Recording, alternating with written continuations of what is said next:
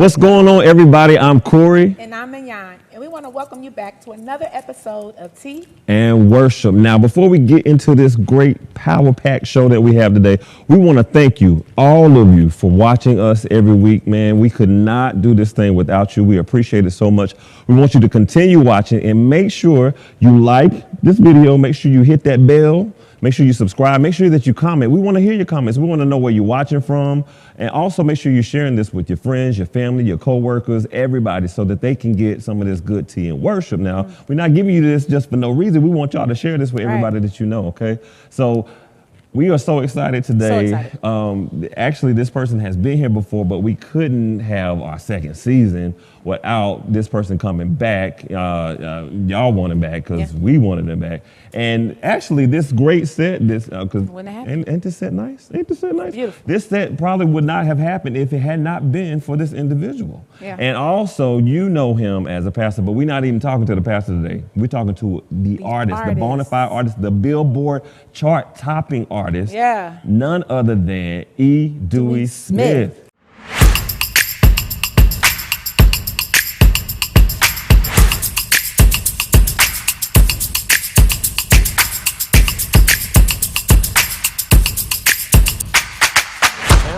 What's going on? How y'all doing? We are great. Family.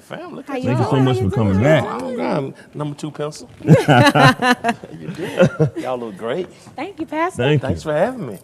Thank you for coming back. Y'all We upgraded appreciate since it. the last show. Look at that. now. We're doing big I things. see God's enlarging y'all's territory. He really Oh is. my goodness. But we learned he enlarging yours. Oh, yeah. You know, You are charting. can you believe that? Can you believe it? Can you believe it? I believe it. I'm next to y'all. Absolutely. I can believe. Since I'm next to y'all, I can believe it. How does it feel?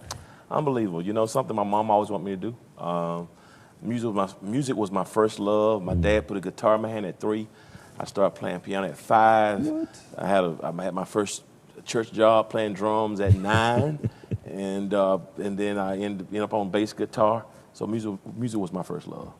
But when I started preaching at age 17, you know, people was like, "Man, come on, be a preacher. You can't do that." So to be at this stage in my life is mind blowing. Really. Yeah. Awesome. It's such an incredible record. Can you share your team? Like, who all played a part? Well, I mean, I'm thankful that, you know, it's been a vision a long time. I was having a conversation with some of our people, and in October of 2020, and I was talking to John Webb, who's one of our musicians, fills in for us, and plays for us, and is a producer, and we were having a conversation. He and our sound guy, Derek Stevenson, it was like, man, let's get in the studio. And, you know, we went in the studio, and the first time we were there, we came away with 3 songs. Wow. I'm like, this is really Incredible. cool.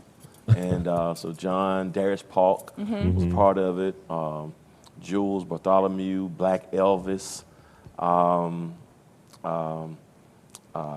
Dennis Ross, Zebulon Ellis did our BG arrangements. You know, around that time, we wanted you to be a part of it. You know, you were ill at that time, but you know, it's the first one, so we got plenty more, and so I'm just thankful. I really am. That's awesome. I mean, if you don't already have his new album, God, period, I don't know what you're doing if you under a rock. Period. Or living like under, I don't know what's going on, but make sure you go get it. And considering, you know, the fact that the album has come out, now you are touring and like you actually came here from somewhere else. Yeah. What's that like being, you know, the touring artist now? Now, here's the thing: what's amazing, you know, and I didn't realize it until like my team and digital team was telling me about it. Like, okay, they went through YouTube. I never thought about it because I don't really watch a lot of that stuff, and pulled up clips of singing clips from church from 2000 way back and compiled the views. We were doing a lot of old school stuff when I first moved to Atlanta with church, so a lot of hymns. So a lot of people who like old school music would go to YouTube, like, this is good stuff, a hymn of the church. So I didn't know they were doing that. But long story short, they compiled almost 100 million views of just with all the cumulative clips on YouTube. So it's like 100 million views of all of the clips. It's like, so what made you think, so people, even though you're new to music, you're really not from a YouTube perspective, because people know the church is a musical church. Right. So that's the piece that just like, okay, I've been preaching everywhere since I was 17, but it's like, wow, this is music. So it's almost like combining ministry with the artistry piece. So I'm learning about that piece. But I've been traveling. Most time when I go somewhere to preach, I'm gonna sing anywhere. That's right. You know, like me and Young's dad, both y'all travel pastors and sing with singing groups, and you're both professionals. So for me, it's like, okay, so if I go preach somewhere now, instead of singing somebody else's song, let me throw one of mine in there. So true. You know, so it's just kind of like I'm just getting comfortable in that aspect. But when you think about it, we've been doing music a long time, just not Absolutely. from the way you guys have done it professionally. So we know if we ask you about being a pastor, preaching, like you can tell us about that with your eyes closed, sleep. You know, you mentioned that you're still learning, but what have you learned so far? Like we know you're still learning, but with the artistry, what have you learned about being an artist so far? I think the key to it is being yourself. You know, I realize that knowing who I am vocally, knowing the audience who God has called me to be. And I know there are people who like what I do. So me doing what I do and trying to find something that works for me. I mean, you got so many incredible male vocalists out there, and you know, and most of them sing so high, the songs are so way off the charts. So to sing something that's mid-range that most people can sing is different. So it's like, just be comfortable in yourself, you know. Never have to sing like Zaccardi Cortez, but who can? But Right. find your good song and be authentic with it and hope it'll bless somebody. So that's what I'm trying to do. Just be your authentic self and do the best you can. So I think that's one thing I'm learning, and just know what songs fit you, and really exegete the crowd. Like, who is this crowd? Which I do with preaching anyway. Like, okay, this is a younger crowd, or this crowd, trying to feel out what the crowd, what kind of music or what song would fit that particular context. So I'm learning that piece. That's awesome. You could be downloading the new album, God Period. It's a shameless plug, but I ain't ashamed to plug it. So we were actually talking in the back about, you know, being at the listening party, which we talked about before in our recap show, how much we enjoyed even hearing that. Like, it was just mind blowing. And I was saying that my favorite song was Anyway. I love that song. Got the victory. It's something about the Yes, it groove in is. it. Got the Yeah, it is a groove. victory. I mean, it just make you want to dance. It feels good. If you down, like it's gonna put a smile on your face. That's true. You wrote that, right? Yeah, that's the strange thing. Here's the thing what happened with Victory. I had to do an event. They had an event at the Stellars, and this was an event they were having during Stellars Week, an outdoor event, and I went, and they want me to sing the single. And you probably had 20, 30 artists there, and so my single is Your Presence is a Gift. So like, sing the single. Well, we're outdoors, people are eating, and I was singing. It's like, this is an amazing song that I love, but it just didn't fit for me, that outdoor event. So I got back, I said, you know, I called John and said, I need something that if we're at a park or with, you know, something that we can groove to. And I had another song, and so I said, I think let me sit with it. And so I sat with it a couple of days and wrote it one day, recorded it the next day, and you know, Zip came and put some of the bells and whistles on it, but I wrote the whole song. I love it. That is Victory. I love it. And that Victory got that James Brown funk on it. You know, Well, you know, make when I play bass, I like funk. Okay. So I want to put some funk in there. So that's what that makes but sense. Anyway, is a song that really is just, you know, so testimonial. It's one of my love favorites. Yeah, it's one of my favorites too. It's a Oh great yeah, song. definitely. So, you know, now that you are like really a true artist and you're touring, and like we said, you know, your album is topping the charts. Where do you want this to go? Is this, you know, something that this one album, or where do you want to go with your music It's career? interesting you said that. Really, what I want to do, the most important thing for me, was the label. Okay. And I was saying to myself, one of the reasons why I didn't do music, because my mentors trying to help me were like, dude, preach. Because here's the issue. Most of the pastors who are artists, most of them, they might not want to say this publicly, but I'm going to spill the beans. They struggle because a lot of people prefer to hear them minister through song than through the word. I mean, Pastor Clay Evans, he would get, I mean, if you called him a singing preacher, he would almost come unglued because he felt it was disrespectful. Wow. singing preacher. He felt you should call him a preacher who can sing. Bishop Marvin Winans has the same problem. Bishop Marvin Sapp has the same issue. Charles Jenkins has the same issue. Pastor Shirley Caesar has the same issue. Pastor Bishop Jason Nelson. I can go on and on and on and on about these great singers who happen to be preachers, who sometimes their preaching ministry doesn't get the same level of appreciation So true. as a music ministry. So I think that's why the mentors were like, man, stick with preaching, be respected as that. But I just, so those labels, and boxes, I said, you know what, man, boxes are for things and not people. So God, if you gave me this gift, let me just try. Oh, yeah. Because I've been writing music all my life, but I just stopped because I'm like, be respected as a preacher. Because it's just, many of them struggle. It's like, I want to be a preacher, but people don't invite me to preach. They won't invite me to sing. You know what I mean? So they struggle with that. They may not say it, but they struggle with it because they want to be respected equally in both. And so some I'm not going to do it. Well, we hate to do this, but we got to stop for a minute and go to a break. But we will be back with more Tea and Worship with Mignon and Corey and none other than E. Dewey Smith. Stay right here on the Hope TV.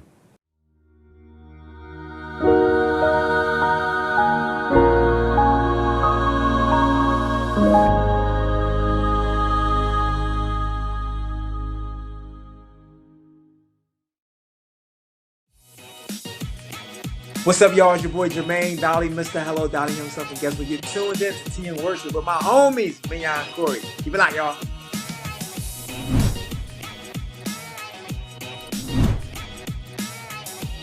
Hey y'all, it's Candy West, and you're watching Tea and Worship with Mignon and Corey.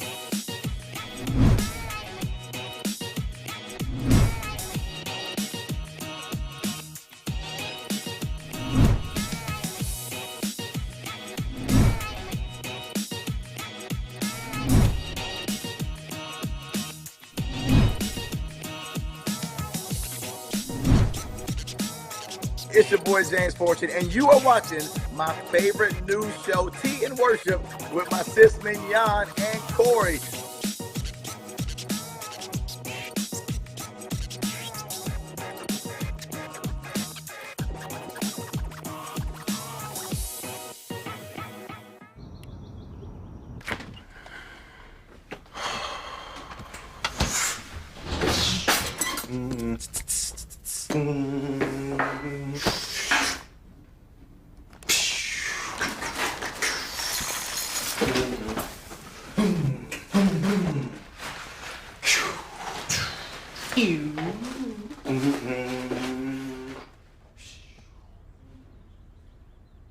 Welcome back to Tea and Worship with Mignon and Corey. We are still here with E. Dewey Smith, and we were just having a great conversation. And would you please just touch some more on, where you want your music career to go?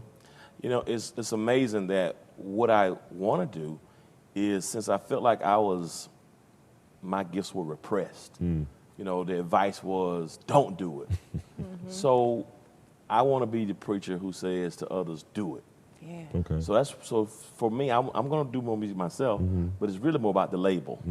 I want to, produce music. So we signed an artist out of Memphis, Tennessee, Courtney Franklin. His album's going to drop in first part of next year, and we also signed another artist today, as a matter of fact. Nice. His name is Pastor Michael Lampkin. Okay. Oh, yeah. Yeah. Oh, yeah. He was on Sunday Best season. Oh, yeah. I don't know, out of St. Louis. Amazing singer. And Dana Soray produced his project. Oh, my It is goodness. amazing. Oh, yeah. Michael is an amazing singer. So his project's going to drop next year as well. I'm also working on getting music for our choir record. So we're going to do our first record, House of Hope. Yeah. House of About Hope time. music. House of Atlanta. Awesome. So we getting some music for that now. And of course, Mignon is going to be a part of that process, and you, of course. So we got 4 or 5 songs that I've already got submitted. I think going to be on record. Nice. And I'm going to do another album next year, but it's going to be all him project. Okay. So what my long-term goal is to move more to the executive piece. I want to give a place where people who are gifted, that we can put resources behind them. Nice. And because a lot of times the labels don't treat people right. And I just think that sometimes they don't know how to use the church and incorporate the church. And what I'm seeing now is church people if you respect the church, because that's what's happening with my record, is pastors and church people that like, man, we can support you. Because when you're trying to do music downloads and iTunes and Tidal, you know, it's just hurt the industry so bad. Oh, yeah. So if we can help people produce their music, studio, top quality, and put our resources behind people, it makes it easy for them to go ahead and produce their stuff. We got a place we can do. It's a one-stop shop. We can, we can video them. We can leverage our relationships with them, with the church, my relationship, so they have somewhere to sing. Oh, yeah. So I want to be a place where we can do all kind of music. So it's really more about the label than necessarily my own artistry. But although I'm going to still write and sing my own songs, but it's about building an organization that we can put people, you know. Yeah, that's what I want to do. If Hillsong can do it, Elevation Worship can do it, why not us? Exactly. Absolutely. That's so true. Absolutely. At the listening party, you know, they played a song with the amazing Lisa Page Brooks on there. Are there any more people that you dream of collabing with? I mean, it's so many, you know. My ultimate dream for as a male vocalist is, of course, going to be Bishop Marvin Winans. You know, Bishop Marvin Winans. You know, I love. I can't take that. Yeah, I love You and Marvin? I love Bishop Marvin Winans. So I want to pay homage to him. You know who he has been musically in ministry, and also Bishop Morton. So that's one thing. To have Bishop Marvin Winans as a part of it. But it's so many other people. I mean, Mignon, you are incredible. Leandria Johnson, we talked about. We almost did something on this one. Just we ran out of time. Dorinda Clark Cole, who I love. So that would be my, you know, immediate. Can't go wrong with none of those. Yeah, but I got so many. Right. I mean, I just love the industry and love people who've been doing it a long time. But those are some of my favorite. Those are some of the immediate goals I like to make happen. Yeah. So we know Christmas is around the corner. Yeah. What are we gonna get from you for Christmas? Well, you know, I was having a conversation with somebody from Radio 1 DC, and they were talking about, this has been 3 weeks ago, the lack of new music for Christmas. When you think about Christmas albums, we still singing, Jesus is the reason for the season. So not a lot of, I mean, think about it. We still, every Christmas, what we going to hear? The Temptations. Yep. You hear Mariah Carey. You're going to hear Donna Hathaway this Christmas. So it's still more the classics. Yes. But when you talk about a lot of new Christmas music that we sing for productions, not a lot. So I had a conversation with them on a Wednesday. This was back in October. And they were like, we have a whole separate chart for Christmas music, but not a lot of new stuff. So I flew back. I was in D.C. or New York, I believe, and I flew back. And on a plane, I just started writing some words. And I got back, and that Friday, I called my producer and said, man, I got a song. And we recorded it. So I wrote a song called Christmas is About God's Son. So I think it feels good. It's a message of Christmas, but I think it's something that liturgical dance group can dance to, and I think it's going to be a part of. So I think it's going to be a classic song. I can't wait to hear it. Yeah. I can't wait either. Y'all got to sing it for me. Will. Yeah. Now, I want to share something that a lot of people might not know that about you, that you are, this powerhouse singer, of course we know, and preacher, but a lot of people don't know that you kind of introverted. Like you a little shy. I shared a story with me and Jan when we were gearing up, and I said, when I worked for SunTrust Bank, Pastor Smith would come and he would always be on that phone, and I'd be like, "Would you pay attention so I can help you with your transaction?" But I know that part of it is that we see what we see on stage, but behind closed doors, you're just very cool, very cool, calm, collected person. But where does that fire, that power come from when you're singing or preaching? Where does that come from? That's a great question. I mean, I don't know. I'm peaceful. I am quiet. The state when the lights come on, it's like I don't know what it is. But I struggle until I get to the lights come on. I mean, even today, even during this interview, there's a struggle. It's like, oh, God, I'm very nervous. But then when I get here, it's like, okay, something comes. I mean, and I don't know. My family's all the time, if I'm around people I love and I'm comfortable with, Mm-hmm. I can be the jokester and that kind of stuff. But other than that, I don't really see a whole lot. I don't know. It's just, I don't know. I don't know what my dad's like that, I guess. Mm-hmm. You know, so I don't know. It was just hereditary. He got it honest. Yeah. It's hard to believe that, you know, like working with you and being with you in ministry, it's just hard to believe and accept that you quiet. Yeah, I mean, when I'm with the staff and the team, you guys, it's like I want to encourage everybody and lift the spirit and make it the atmosphere fun. So it's work, but it's like I feel like I got to pour into the team to affirm and let them know I love them and and appreciate everything. And so if somebody don't appreciate it, it won't be like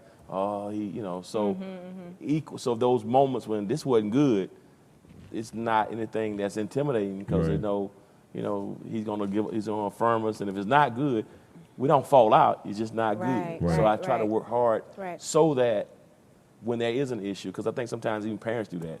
When something's wrong, they tell you that, Yeah. but When it's they good. never tell you the good part. Yeah. So I think that's why I try to, share that, the love, to make it the atmosphere fun, so it won't be like a tyrant or people so timid to be make a mistake. So I think that's and when I know people have my vision and love and support me, it makes me want Oh yeah. Yeah. to give and support them. So I think Yeah. it's easier to do in that regard. Yeah. Understandable. I feel like Mignon is somewhat similar to that because she's, a little subdued, but when she get on that, when she get that mic in her hand, That's a good point. it's like, what? Who was that? Just to switch gears a little bit, one thing that I love about you as just a person is that you're so socially conscious and you are not ashamed about facts. just sharing your feelings about certain things that are going on socially. And right now we know a lot of us have been glued to what's going on with the Ahmaud Arbery case.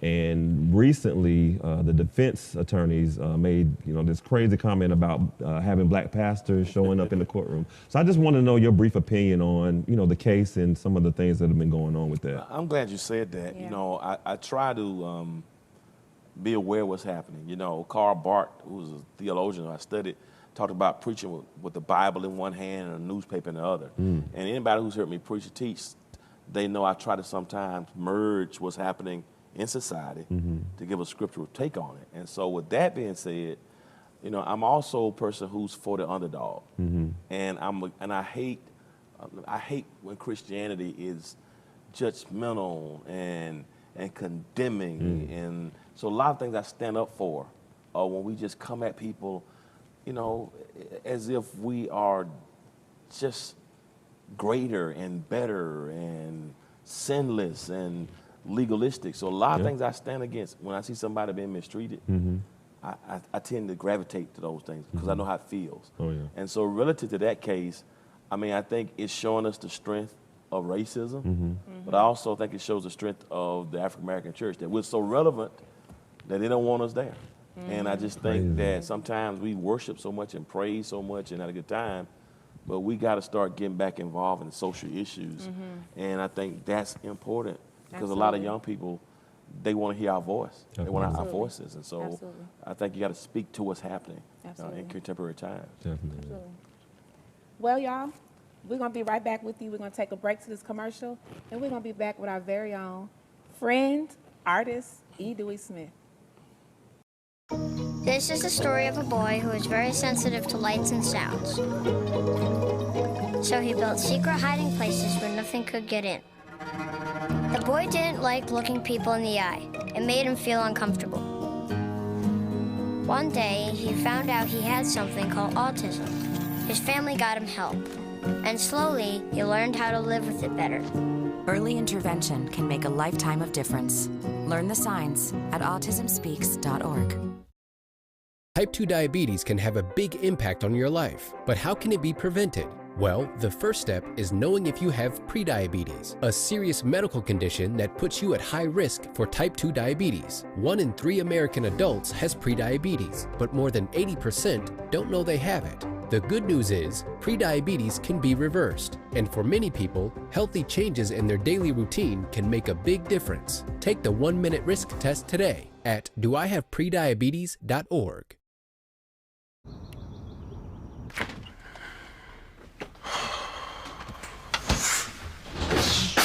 Welcome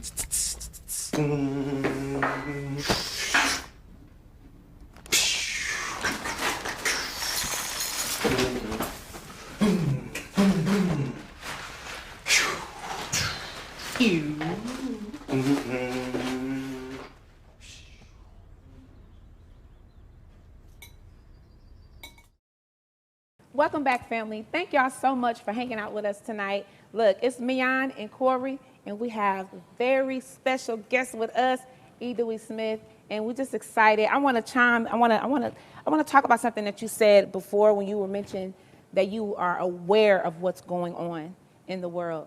As someone that works with you, not only are you aware of what's going on in the world, but y'all look, he's aware of what goes on with us. Oh, man. Like, we're not just here a part of the ministry, but he's concerned about us as a whole. And there was a conversation that I had with him, and it was a hard conversation. I didn't understand it. And honestly, I didn't understand it until recently, I had a conversation with someone, I had an incident with someone, and the conversation that you and I had about loyalty hit me. And I wept and wept and wept because I then understood what you said when you mentioned loyalty is everything. Wow. It hit me in that moment. And I just want to say thank you for being honest and for being real, even when it hurts. Wow. Because in the long run, it just makes us better. And you know I'm about to cry. I be getting emotional, but I get emotional about people that God strategically placed in your life, you know. And I've always asked God, being away from my father, bring me a father. Wow. And that's what you have been to me. And you have seen greatness in me. And I'm just so grateful and just so thankful that you love me enough to even be hard. Because we need it, you know, and then you turn around and you love me, you know, and I'm just so thankful for that. So, y'all, he's aware of to the point to where, I mean, he knows everything, and I don't understand what goes on in your brain. History book. Well, you know, it's funny, Mignon, you know, and you've been here around 10 years, and the first time we met, I didn't know who your dad was. I loved your dad since I was a kid. As a matter of fact, your dad came to Macon years ago when I was a pastor in Macon to another preacher from me. He drove down from Atlanta to just be, I didn't know he was in the church. This is in the early 90s. So I've always loved you, and you've done stuff when we need some studio stuff. I did the jingle one time for the broadcast. I don't know if you remember that. Yeah. I think you did the help with the jingle. You did the vocals for me. And when you came back to do worship, in a more consistent way, I saw who you were, you know, and just the gift has always been there. It's like, okay, now she's gonna. I didn't know about the leadership, you know, in terms of the organization and leading people, but I knew the spirit was there in you. And what you know, for me, I think some people, they go for who's the biggest name or who got. It's the people who with you and that you are unique in that I think you learning me that. You know I don't have your back, whatever.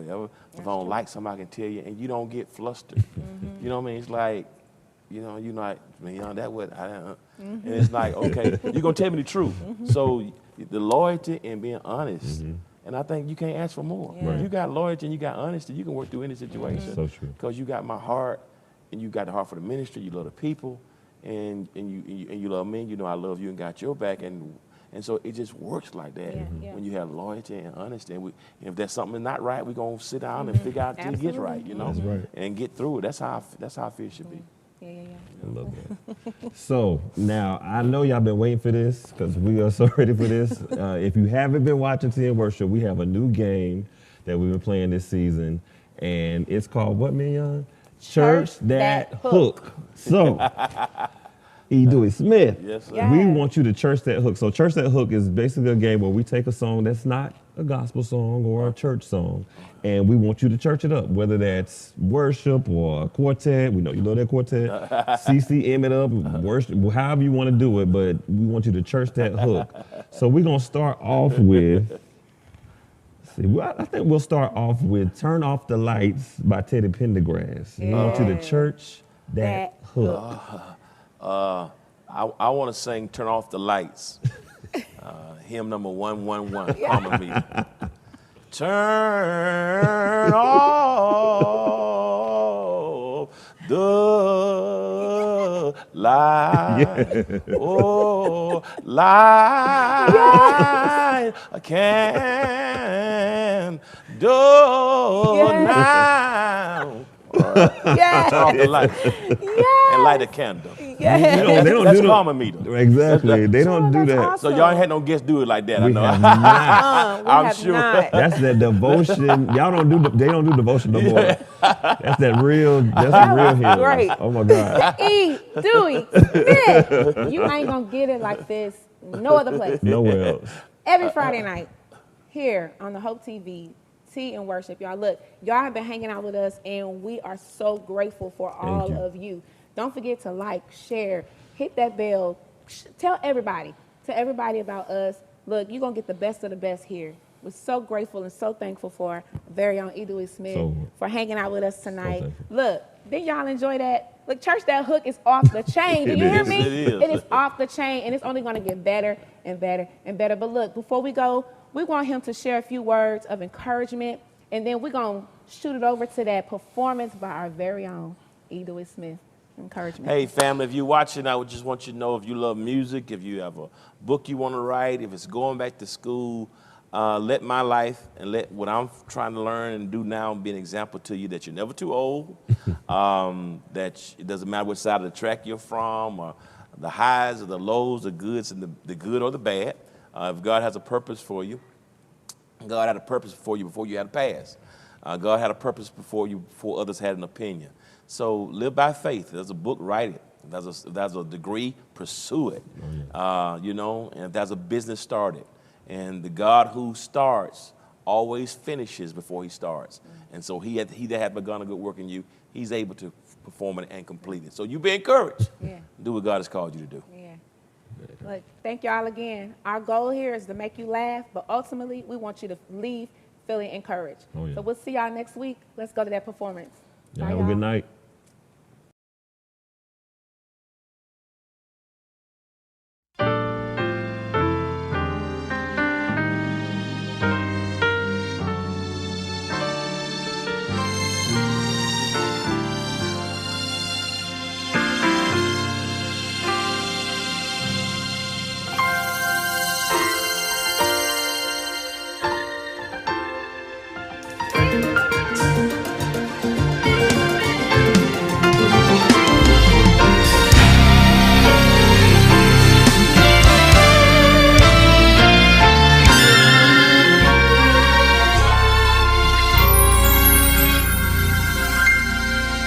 If he took away the rain, how would we ever grow? With his love, he corrects us, so his will we could know. If he took away the pain, I doubt we'd ever change. We'd never know the power in Jesus' name. If he took away our thorns, would we ever pray?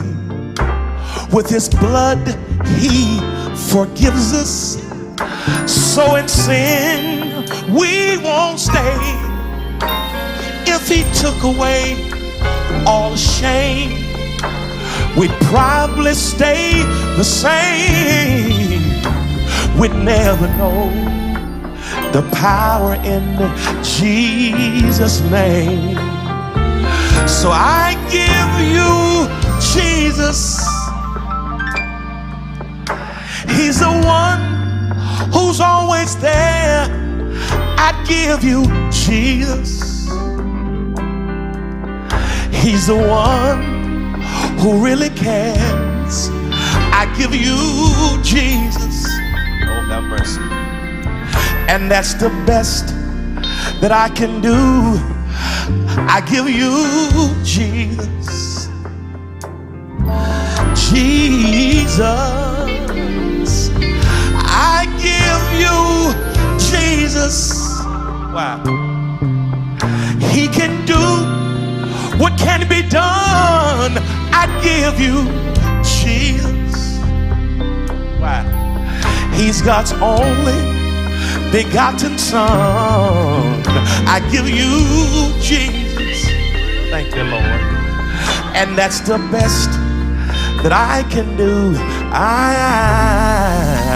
give you Jesus. Yes, I do.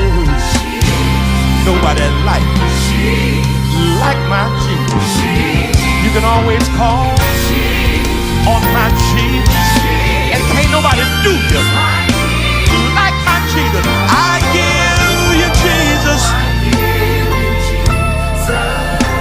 He's a friend in friendless times. I give you Jesus. He'll be your friend, cause see, he's been mine. I give you Jesus. Oh. And that's the best that I can do. Listen, cause he's a healer, sustainer, provider. He'll be your protector. I give you Jesus. Woo! When your pillow is wet with tears, I give you Jesus.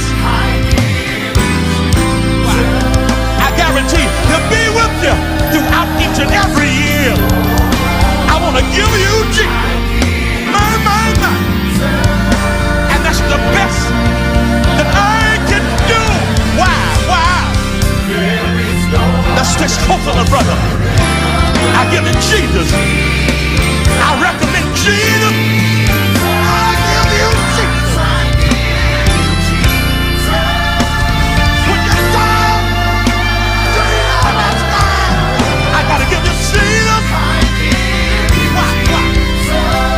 For the step in right on time.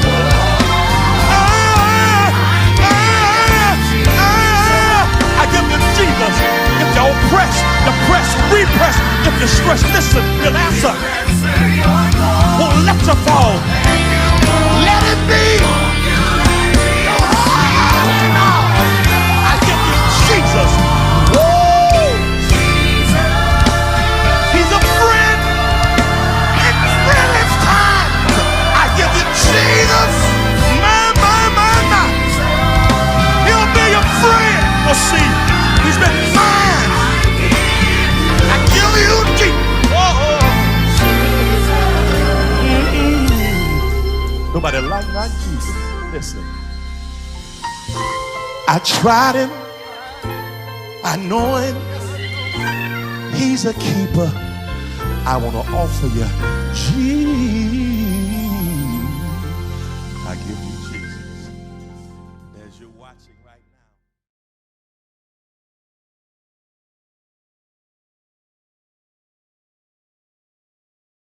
Well, look, you might not be popular, but my favorite character is Celestial because